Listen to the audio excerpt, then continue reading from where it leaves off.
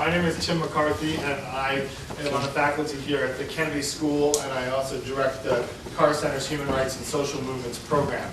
And the program that I direct does a lot of collaborating with the program that Christina Bain directs, the Initiative to Stop Human Trafficking, and this is one of many such programs that we will co-sponsor. Today's program, as I said, is co-sponsored by the Carr Center Initiative to Stop Human Trafficking, the Human Rights and Social Movements program, also the Boston Initiative to Advance Human Rights, and the Massachusetts Human Trafficking Task Force. We are honored today to host this distinguished panel of guests. Let me introduce all the way at the end to welcome Anuradha Koirala and also Bishwo Khadka of Maiti, Nepal, who are here. Thank you very much for being here with us. Also to my immediate right, Brigitte Cazalis-Collins, who is from the Friends of Maiti, Nepal here in Boston, and also my colleague Carr, who is a fellow with the Initiative to Stop Human Trafficking, is also on the board of my program at the Carr Center. Dr. Jay Silverman of the Harvard School of Public Health was unable to be here with us today, as was Joseph Collins. But Brigitte is going to fill in as someone to introduce the film that we're about to see. All of these individuals have been instrumental in the struggle against the crisis of human trafficking, so I wanted to say what an honor and a privilege it is for me to be here beside you today. And now I'd like to give the program over to Brigitte, who will introduce the film, and then afterwards we'll have a brief moment of pause, and then we will go right into the question and answer session. Because there's so many of you, we're thrilled to have all of you here. We'll make sure that we get right to the questions and the engagement with the panelists. So, Brigitte. Good afternoon. Thank you so much for coming today. I see some familiar faces, and it's very nice to have you here also. And new faces, thank you for coming. I will be very short. The film was done by Andrew Levine, and it was nominated for an Emmy Award in 2005, but in 2005, yes. And then the same year, another film was also nominated for an Emmy by the same director, who was Geraldine Dreyfus. And I think you remember Born into Brothels. And she happens to win the Oscars. So I think that they didn't want to give and the Oscars and the Emmys to the same person. So we were second fiddle, but that's okay. It's still a good film. And I will not elaborate very much because you will see for yourself. The girls are going to talk. Anuradha is going to tell us about the sad plight of the situation. And I'd rather you saw the film rather than I talk about it. So I would love to say enjoy, but it is not the right word. So I say thank you for coming to watch it.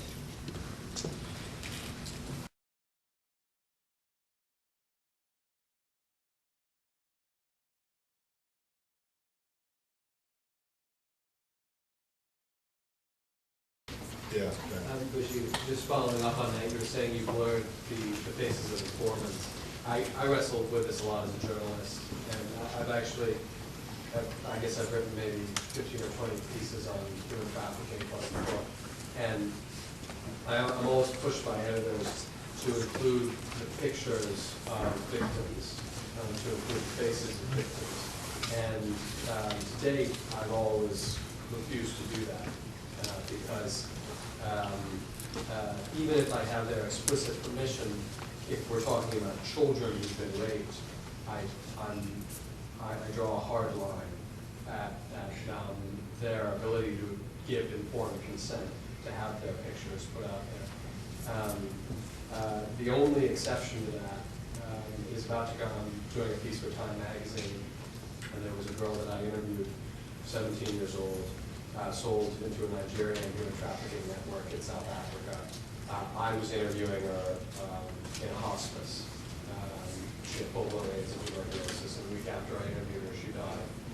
And I asked my photographer to photograph around her, hands, bedposts, things like that. And she insisted on having her full-face photograph taken, and she said, I want to be remembered. That was the only exception. That will be the only exception to my rule. But I'm wondering about what the decision-making process was like. Particularly, I'm thinking for that one girl who was shot in the film, who the rescuers were talking to. I'm wondering what the process was for getting her consent and the decision to put her full face in camera. I will, Anuradha, I can answer that, but I will tell you that we, as a policy, agree with you entirely, that, no faces and all, but we are asked every day, could I have the picture and the story, people, and we are like you, we just are very protective. Sure. But for the film, everybody did give permission and authorization and participation, and those girls, don't forget, they are going to rescue their sisters.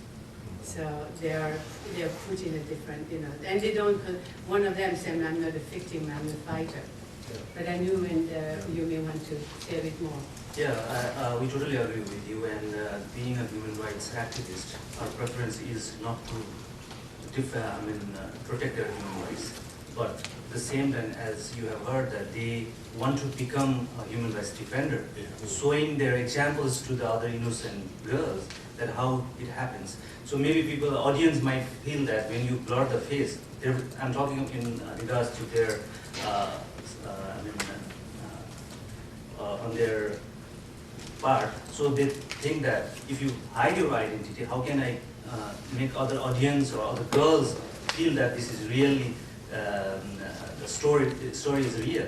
So it is, I want to give a statement to the audience that how it happens. So we have as you ask how the decision making process, we have a discussion and we have a format which all the producers and interviewer has to go through, and they have to agree into what they want to do. So that is how we do it.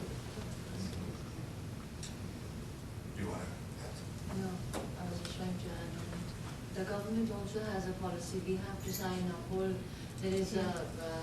There is a Use big the, you can form. use some microphones, yeah. There is a form which you have to sign before you do the film. You have to agree. The government gives you a form, and then the producer, the girls, everybody has to go through the form and sign it. And as Bishwo said, until and unless you show the reality, I think you cannot do anything.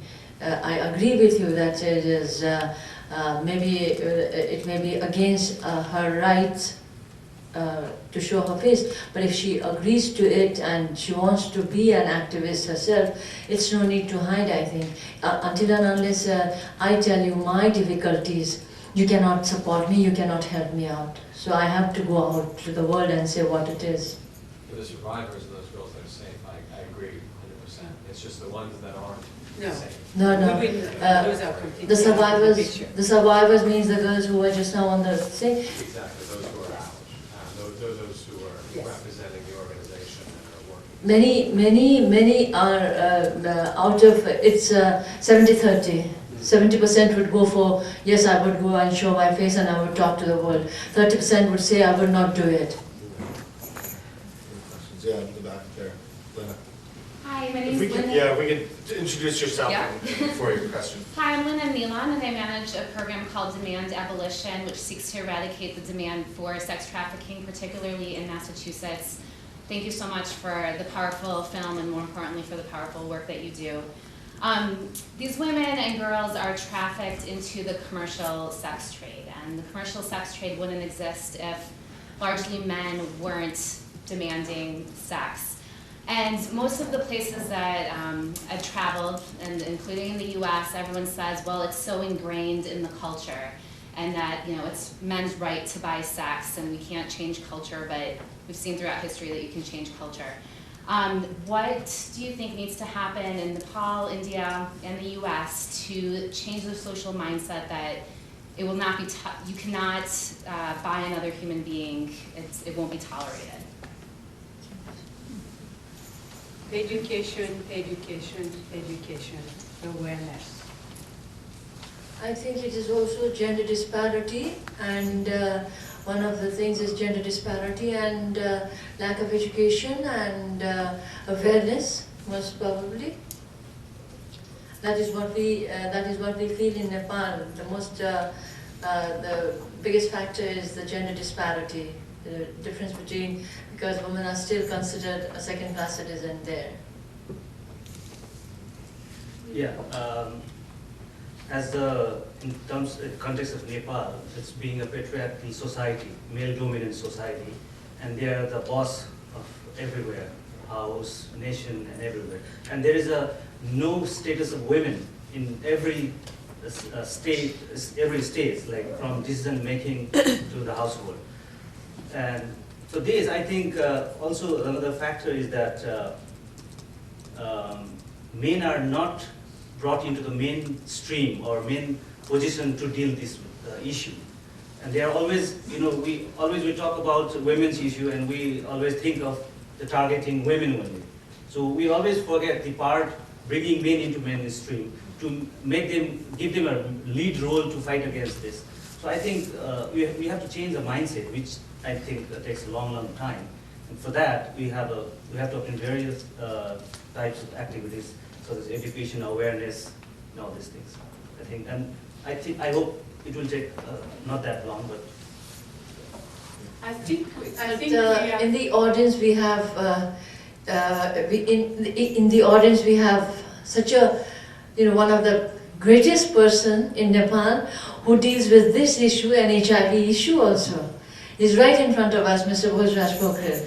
So he's the one, he is the most, I think, the powerful, and he can really answer all the questions better than us, because we are workers and he is in the policy making and he is fighting for it. Though he is retired, he was the greatest supporter of this fight against trafficking. When he was in a position, he had supported many organizations such as Maiti Nepal to really fight this issue, put the criminals behind the bars. He has great support in this. So we welcome Mr. Pokhrel. Fortunately, we have him here. We are very happy to see you. We are excited. I would just like to take the teacher's privilege. He's also a student of mine, but was turned very quickly into my professor.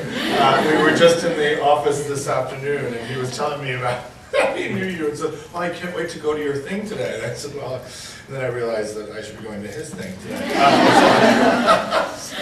Well, I just would like to add that I think, I am speaking as a Westerner, I think that we have, and we were well-meaning in saying that we wanted to do something for women, and which we have been doing, and we're doing things. But I am afraid, and I dare say, having had enough experience, that we have really forgotten the brothers, the uncles, the fathers, the sons. And I think we made a mistake. I'm in such an auspicious place, it's very hard for me to say, but I really think we made a mistake. We have to rethink that. We cannot empower the women in a system which does not allow them to be empowered enough. And we women, and I'm speaking also as a woman, we have to rethink that. We cannot we have to bring the men in the fore if we are going to change something.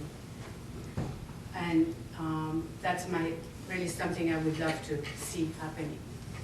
Koirala Romano, a follow-up on that question, and thank you all for your wonderful work. Are there organizations similar to yours that are working to prosecute the pimps and the johns? Is there any criminal responsibility by the people who are the customers? It's all here.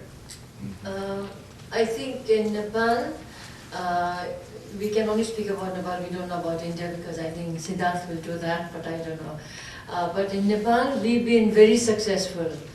We, especially, I don't know what the other organizations have not done so far. There are many organizations fighting for trafficking, but our organization, we are also doing the legal part, and so far there are about 475 people in the jail, and out of that, about 16 have already been convicted.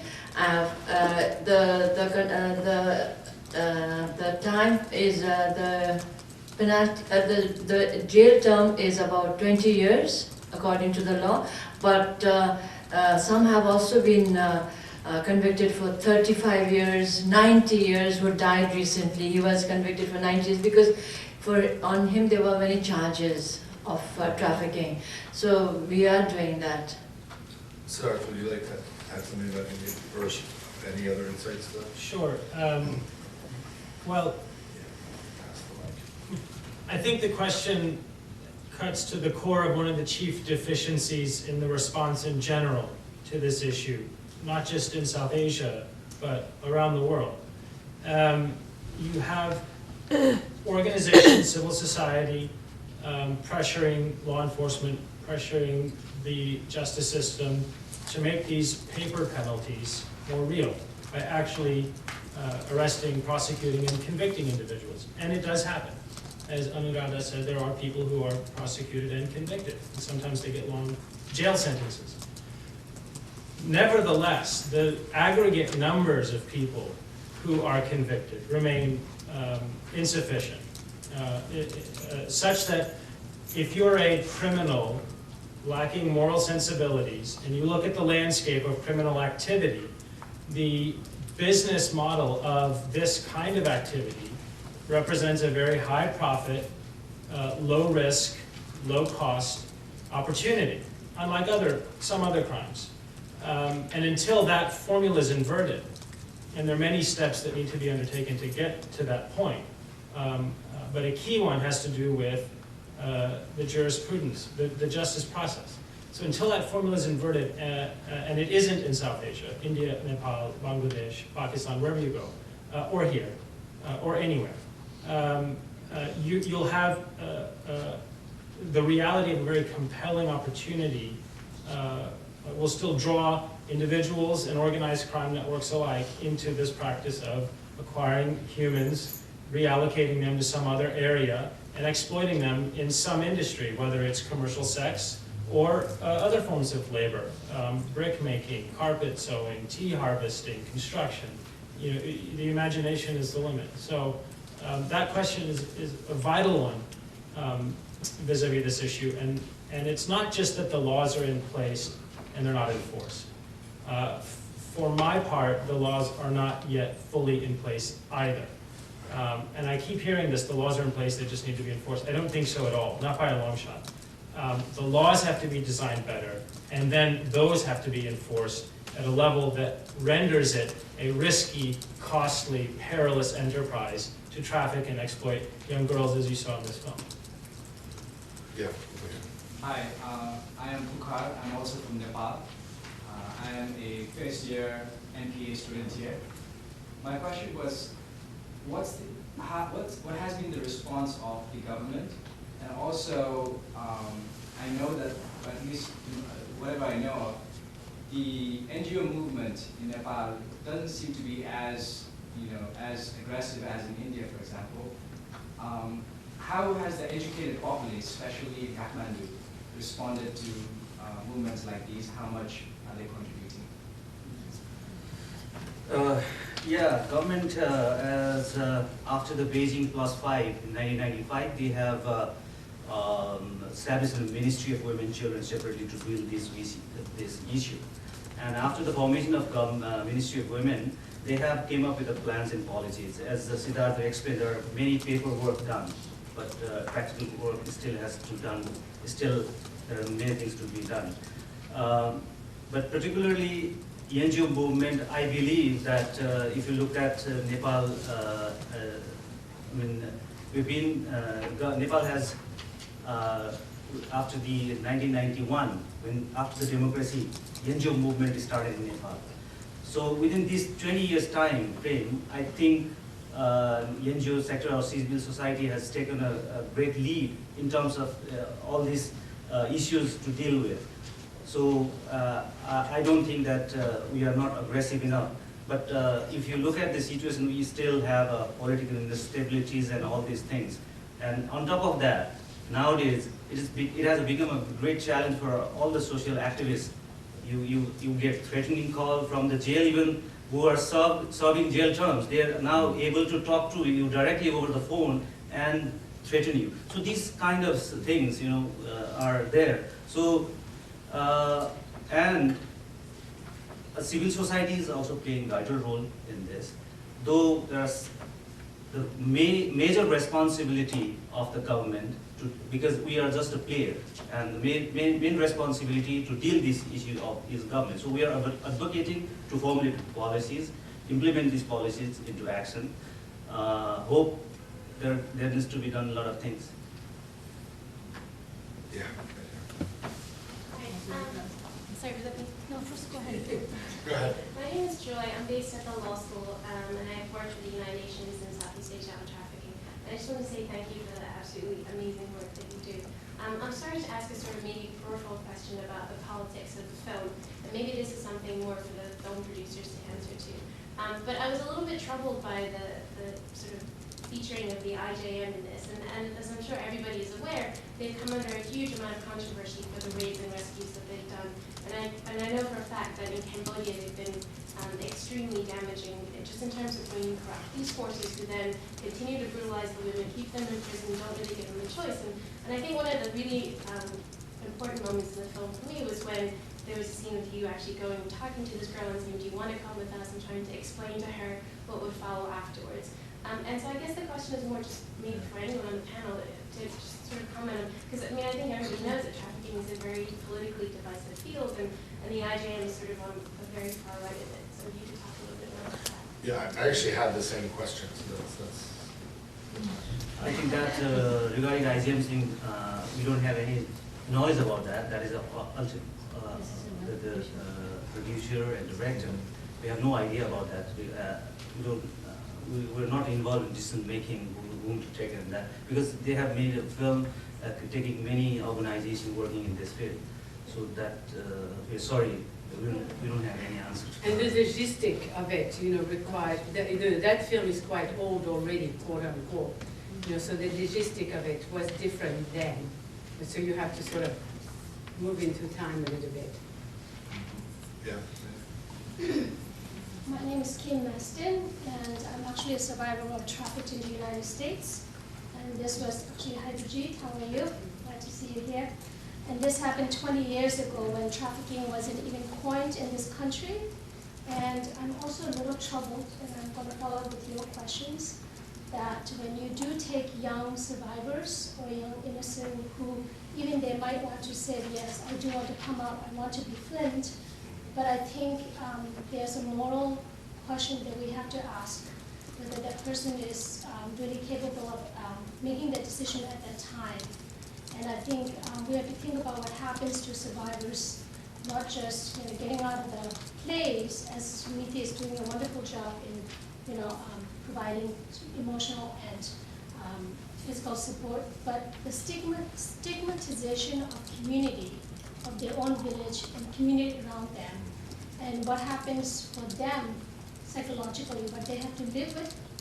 And I'm also putting these questions to the audience as well. We are living in a very liberal state of Massachusetts, and we don't even have a anti-trafficking law bill passed.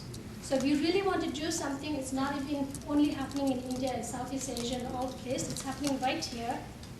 And we have to figure out why is it this bill is having such a trouble time passing, because it's not happening right here.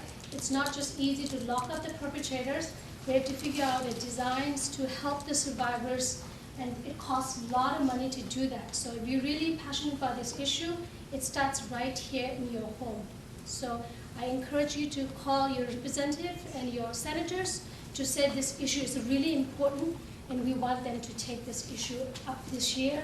And more people that call to say this, otherwise this bill is not going to even pass here. So I just wanted to say that.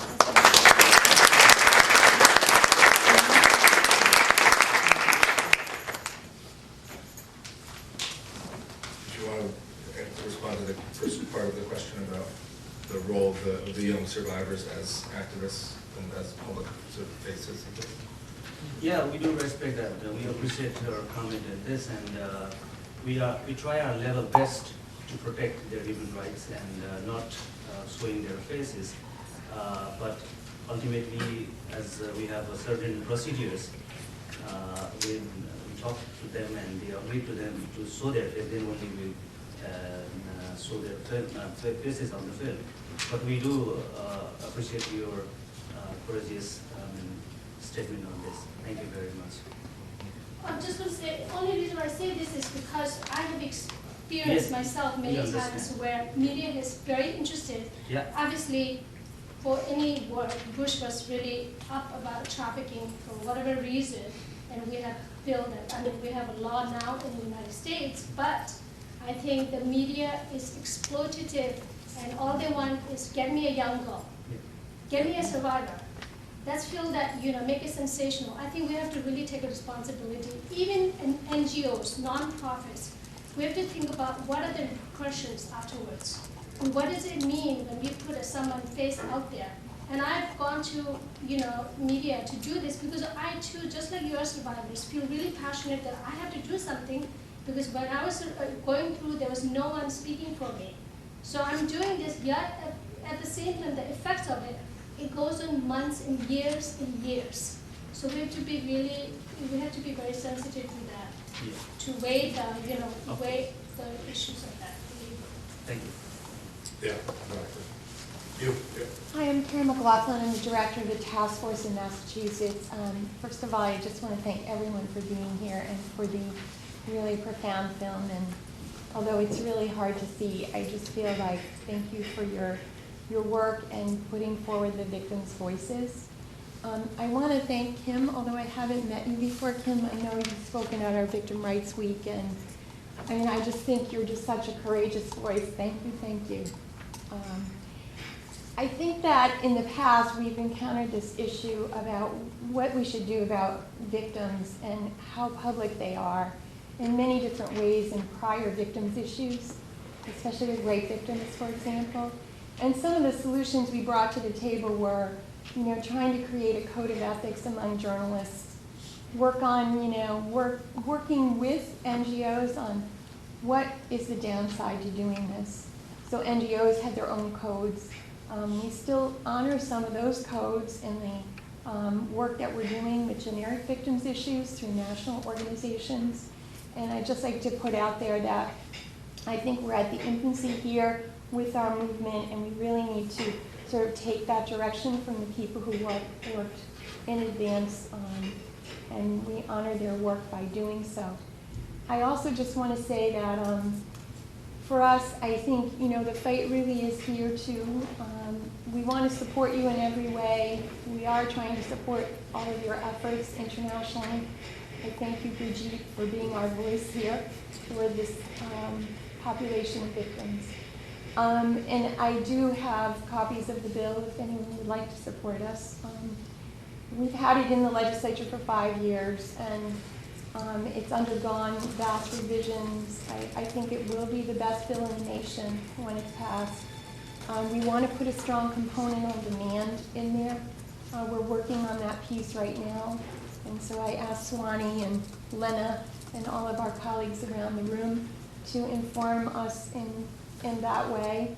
But we're also looking for you to not only support the legislation, but to really bring the awareness of what Kim is actually saying, that we don't have an infrastructure here, and seeing what you've built in Nepal and knowing what's happened in India and knowing our residents have even helped in some way to build shelters in other places.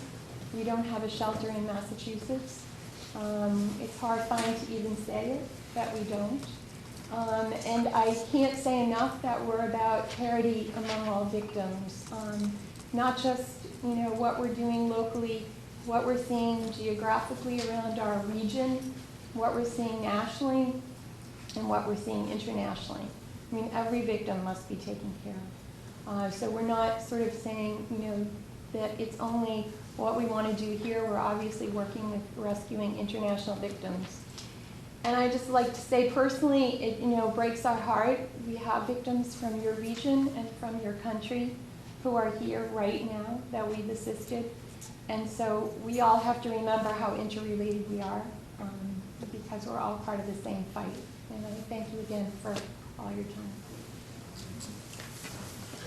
That actually raises a point, I'm glad you brought that up, that I had in watching this film, that I often have watching films and listening to interviews and reading reports, whether in the media or by NGOs, about human rights. We all talk about human rights as if they exist. right? And that they're easy to understand and that they're applicable, and we talk about universal human rights, and yet our conception of human rights is one of aspiration, of moving towards something, right? They don't actually exist, right? If they're universal, then why are we having this conversation?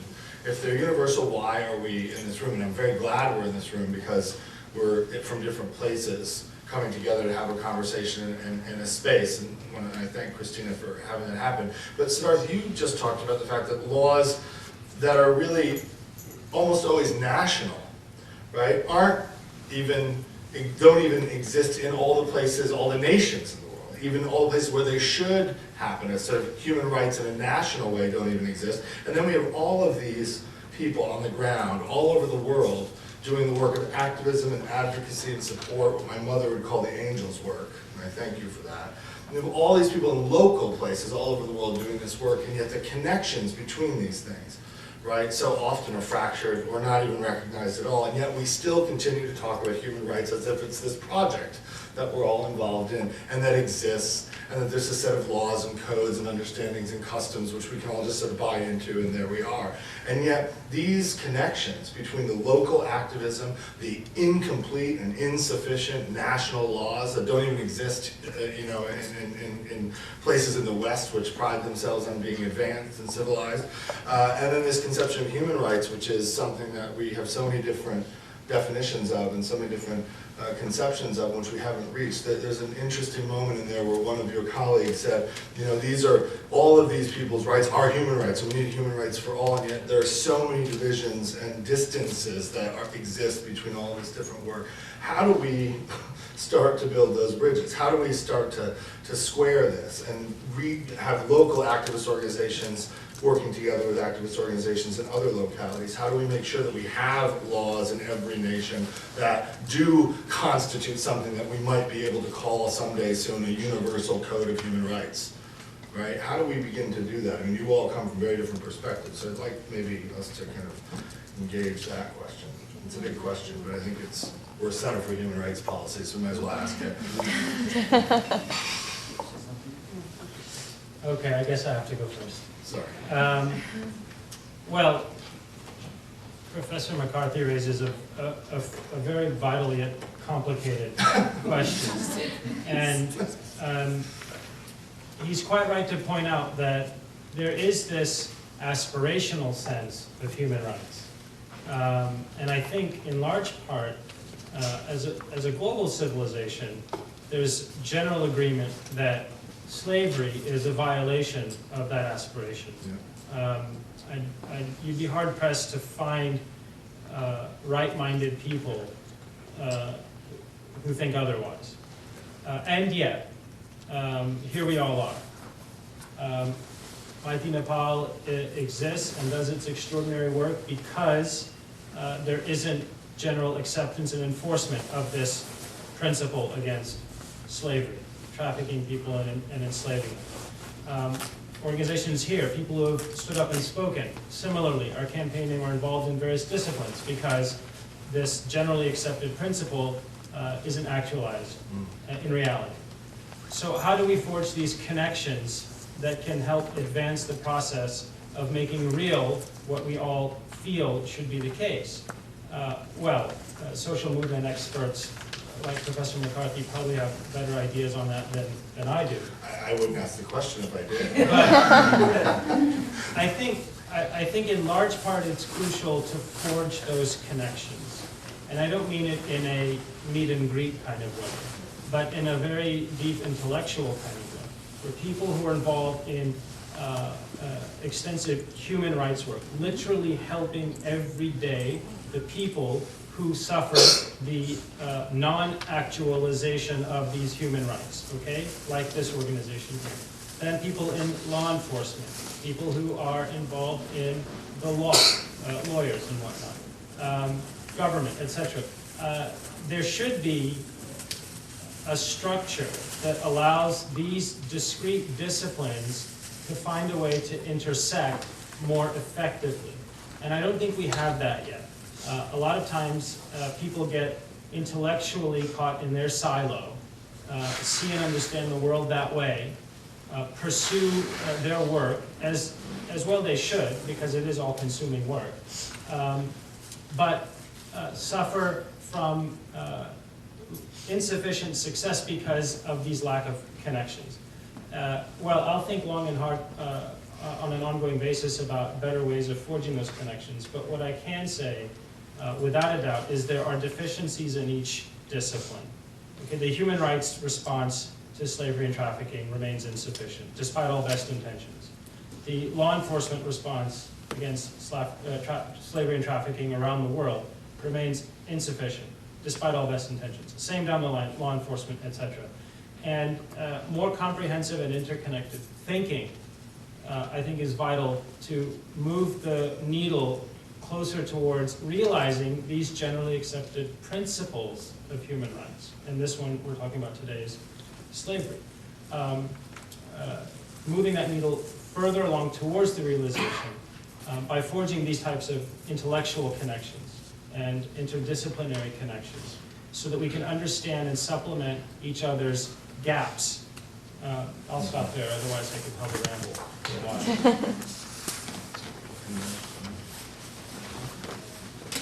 Yeah, it is very complicated issue to talk about human rights in terms of in the context of Nepal. And even in the world, I think it's linked up with the politics. You know, we talk about human rights, but if you look at the back side of this human rights issue, it's always, I believe, it's linked to the politics. Yeah, that's right. And once you don't, if you are leading the country and if you don't have a political will to deal with this issue, you're not going to change the society. So that's what I think. That's why we are not being able to protect the human rights of the individual people in our own country. Let me add to that, because it's almost always also a resource issue. Success among the types of organizations and disciplines we're talking about is often constrained because of paucity of resources. Resources getting allocated towards other things.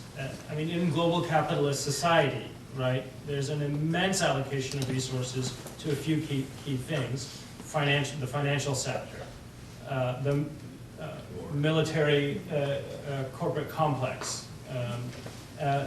So those areas in global capitalist society, which is where we find ourselves now, you know, post-1989, receive tremendous amounts of resources. I mean, just the recent bailouts, et cetera, topped $1-2 trillion. Okay, maybe that was all necessary. I'm sure economists can debate that. But even a fraction of that kind of resource deployment, 1%, I think would make which represents what, 10 billion, $100 billion? Okay, nothing like that gets allocated towards human rights. And then the trillions on the war that are exactly happening at the same time. So a huge deficiency in this issue of realizing these generally accepted principles, I think, is all about resources and the way we as a global civilization choose to allocate our resources. Now, why aren't there more resources allocated towards human rights, enforcement of human rights by police, lawyers, justices, etc.? I'm not sure, that's someone's PhD thesis, but I can tell you that the absence of those resources is a big problem. When you go to India, when you go to Nepal, some of you probably have or may go in the future, and if you talk to activists, and they'll say, well, the prosecutors make $150, $200 a month. Of course, they're susceptible to bribes. The judges make very, very little over that. Now, a trafficker who can make thousands or tens of thousands or hundreds of thousands of dollars, depending on the size of his operation per year, can double the income, the annual income of a judge or prosecutor. And it's a small cost of doing business. So until resources are deployed so that the police officers, and they showed Kamatipura here in the film. The other main red light area, if you go in Bombay, is Falkland Road. And in both areas, you can go, and on one side you can see the pinjaras, the cages, and the bungalow brothels. Right across the gully, the alley, there's police stations. There's police right there, broad daylight. And you can talk to them, and they'll talk to you, maybe. But they're not doing anything about it because they're on the payroll. And they're on that payroll because society hasn't allocated a sufficient level of resources to them, so that renders them vulnerable. So again, I belabored the point, but I think finding a way to convince the purse string holders that as a civilization, more resources has to get deployed towards things like enforcement, police salaries, judge salaries, microcredit, things like that. I think that's the big battle that has to be won to actualize human rights. Time for maybe 2 more questions. If you have in the back. Hi, my name is Eric. I'm a student at the Fletcher School and writing my thesis on social enterprise initiatives that seek to assist victims of sex trafficking and provide them with a sustainable livelihood. My question for you is thus, where and how, as a counterbalance to the immense greed and profitability mentioned in the film, have you seen social enterprise initiatives most effectively and sustainably used to help victims of sex trafficking? Well, I'm going to be very biased. Go ahead. Okay. I'm going to be very biased, but I've lived intermittently in Nepal with my husband for quite a few years, and if I ended up one day knocking at Anuradha's door, it was because after looking around, with no money, no Western help, she was doing the best for everybody and from A to Z. And I don't know too many places where this is actually done. And it's done in a very practical way where you don't go down to the nitty-gritty. And I'm afraid to say that a lot of us who are in the field are so far remote from that reality that we just don't think about it and we don't know about it. And I will even say we criticize it because we don't know any better. But my answer is, it's Maiti, Nepal. I have not seen it anywhere else. But I'm biased. He's talking about livelihood. Social enterprise projects that support victims of And trafficking. who does the best for the Who does the best? best for the trafficked children, for the survivors. I mean, he wants to know the livelihood project after the rescue. And Yeah, and are there, what kinds of successful practices are there? Obviously, you're one of them, but, yeah. Is there any specific one you would like to I think bring? like Hagar, Free Set, Sorry Bari, with the products they make, made by the victims that are then sold, and if done profitably, can provide them with a sustainable livelihood. yeah, it's a big challenge part of the overall art project. Ultimately, it takes a lot of your time, it takes a lot of money and resources, but the outcome when you have, it's very little. But though we are fighting for it and we are still trying our level best to venture it out, what could be the best solution for these girls. So we have a partnership with the Hagar International in different projects, trying to develop projects for these girls. We have workshop, the handmade workshop, which Brigitte is buying these goods, handmade bracelets, bags, and they are selling very big quantity around the globe, and that are exported in Europe and other parts of the world, Japan as well. We are trying our level best to give them this roadside shops. On the road they sell this small cakes and sausages. The best we found for their livelihood work is to place them in a good job like restaurant, waiter, cook. These are the best place, safest place, because as a matter of fact, these girls are very, very innocent. They are illiterate. They don't know how to tackle these people on the road. And as we discussed earlier, this male-dominant society, if you go to the market for a business, you have to first fight with the men, and then fight with the bigger business circle. And being a small country, the population, and we don't have that much of a habit to eat outside. They all cook at house and they eat. We don't have a practice like in Europe and America, they're going outing for lunch or dinner.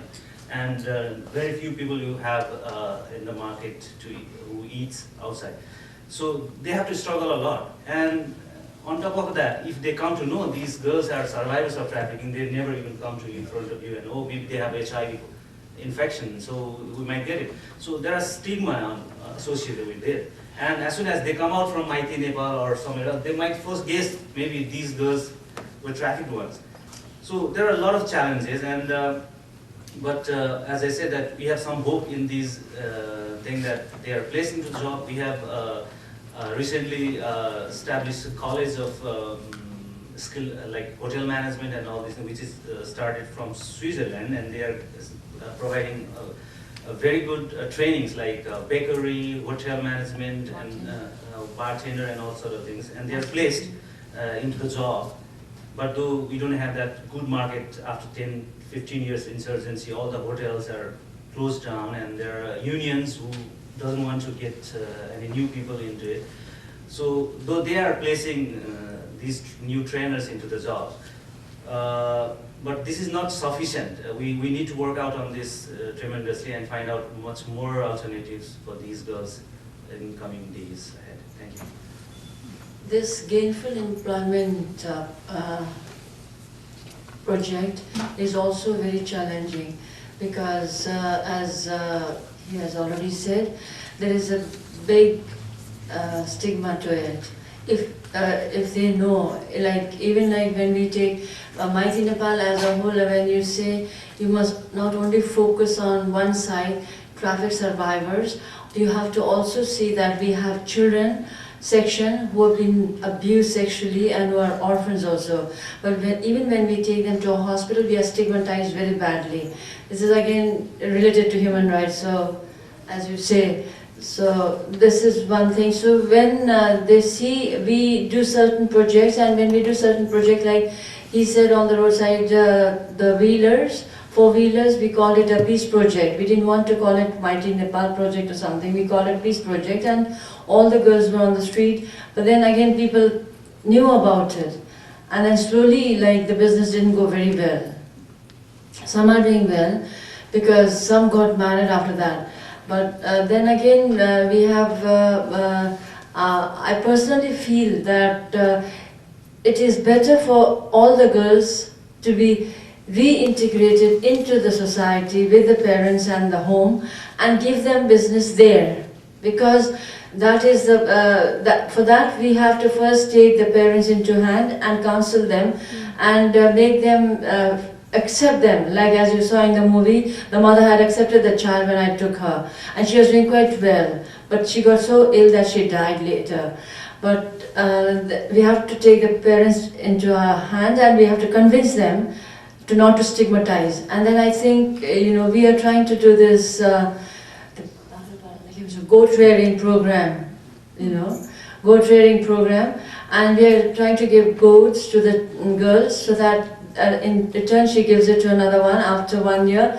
So that way also they are making quite a lot of profit, and they are also being accepted by the society. And I personally feel it's worldwide, I think. It's not, it's globally, I think. It's not only in Nepal. Once you have you're economically strong, then people forget everything. They even forget the stigma. That's why we are trying now very strongly to empower girls economically. And we appreciate your ideas in this. If you have any, Ideas. We would Ideas. like to take your ideas, how we could go ahead. best practice. If you have any best practices. Absolutely. We have time for one more question. Here we go. I was just going to ask, my name is Florence Graves, and I work at the Schuster Institute for Investigative Journalism at Brandeis University. And I'm wondering, is there the role of religion, any kind of pressure in that way? Or is there an effort to educate the villagers so that they are more wary of these people who approach them? Is that kind of pressure put on, or training, or education? We are trying to do, not only us, even all the NGOs are also, we are all trying our best to educate, as he has already said, educate and aware. We do awareness camps and many awareness campaigns, and talking to on different levels we do awareness. So we even do to the religious people, like different religious leaders also, so that they could, because still in Nepal people intend to believe, not only Nepal, I think in some Asian countries also and in Europe also, they intend to believe on the leader, religious leader, rather than anybody else. So we try to aware the religious leaders also, and we do awareness camps in vulnerable villages and all to different segments of the society. Can I just ask one last Yeah, thing? sure. In the film, it looked as if there was no pushback when they went into the raid. I mean, was that staged somehow? I'm just curious. The man you saw, Govinda Kharnar, the police, the municipality commissioner of Mumbai, he is very well known and he is very well accepted, and all the people in the brothels also accept him and like him. So it was easy because we took him and we went there, and it was not that difficult for us because they would let us in, and there was security with us. But if, as Siddharth said, the policy, the law of India is very, very controversial, I think. It says soliciting in a public place is a crime, giving a house and taking a house in a public place is a crime, and it is offense and they can be sentenced. But all the brothels are in a public place and no one is doing anything because there is lots of money involved in it, and it's very lucrative business, and every day earn crores, I don't know, billions, and then they give half to the government and half is distributed among themselves. So that is why I think we had the police with us because the commissioner was with us, and it was easy for us to go. Well, And nobody pushed. Even Momsa, yes, you want anything? You want any more questions? Yeah. She's an investigative journalist. the role of women, you said you showed, or the film showed that women as the enforcers, surely they are way low down on the chain of command, aren't they? Or the women who are, what's wrong with the women? You're talking about the brothel owners? Yes. Yes. Are they owners or are they just enforcers? They are owners. They have been, once upon a time they were trafficked themselves, and now because for some reason or other they do not go back, because even in India you will find in Kamatipur itself and Falkland Road, as he said, you will find many Nepali women as brothel owners, and there are stages. The main one is there, and then there is another woman who's called half madam. The full madam is up there. There is half madam. It's called Adha Kharwali, and she is only given 4 women at a time. And slowly she takes 4, and then she takes more, and then she becomes a full madam. So there are the brothel which you have seen in the film is not that notorious one. Yes. There is no gundas or no gangsters coming and attacking you. That is something little bit left type of thing. If you go to Falkland Road and Kamatipura, you will be killed, and you cannot stand like this. Yeah. You have to have a well-equipped people with you. Yeah. And you cannot talk to like this. You go and finish within a second. Kamatipur is dangerous. They are because they have so many outlets. Once you get in, they are somewhere out already from the back door. So we have one. We've made a movie for our own use. We went for a raid in Mumbai, in Kamatipur, with Mr. Kharnar himself. But it was we had rescued 15 minor children from the cellar. 15 minor children. But then the brothel owners became so united, they started hitting us with everything, whatever was possible. They got with them, and within a flash of a second, all the girls were lost. All the 15 were lost. We didn't know where, and then we had to just walk away from there. The police station just. And the police, instead of hitting 10 meters ahead, and they did not bother to come. Instead of hitting them or pushing them back, they were pushing us back. 60 seconds, because I know time's running short. I just want to lay it out for you, because we're talking around how does it all work. And, well, there's a whole complicated system and structure of how individuals from rural Nepal or Kathmandu or the border cities end up in Mumbai, Delhi, Kolkata, what have you. So we can talk about that after. But once you're there, there's a very sophisticated system in place. If you walk into one of these brothels on Falkland Road or Mumbai, Kamitipura, and I don't recommend doing it if you're white-skinned. It's no joke. It's no joke. I'm not white-skinned, and I had some close calls. But regardless, you go in there, there will be, in some of the bigger brothels, 300-400 women. The supposed, quote-unquote, willing sex workers will be up front. In the back or on upper floors, you'll find Nepalese young girls, and minors will be in the back or upper floors, Nepalese young girls. There's a strata, so you come in as a slave. And as you saw in this film here, there may be other women there who convince you or to engage in this kind of work, or the Malik, the boss, will beat you, rape you until you do. Eventually you submit. You'll spend a period of time paying off a supposed debt. You may get resold to some other brothel boss or not. If you stay on, you climb up the ladder to what's called adya, half. You kind of keep half your earnings, and half still goes to the Karwali or Adha Gulwali. Okay, the house madam or the half madam. And eventually you may just accept that life, as many of these Karwalis do, sort of a Stockholm Syndrome transformation. And then you become kind of a mentor to the next wave that comes in. And you may then run or manage a handful of young girls as they come in. And you're the ally of the ultimate, boss, who also has his gundas, his, goons. He pays the bribes to the police and all of that.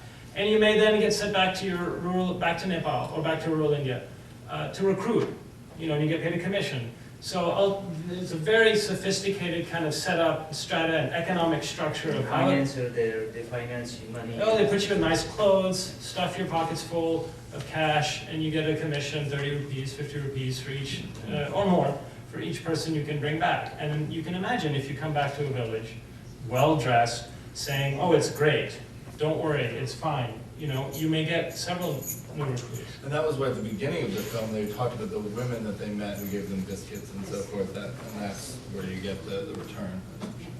Well, we are out of time. I wanted to thank my four guests, not only for being here with us today and for your insights, but also for the amazing work that you do. And it was an honor to be in your midst today. And thank you all for coming, and thanks for supporting us.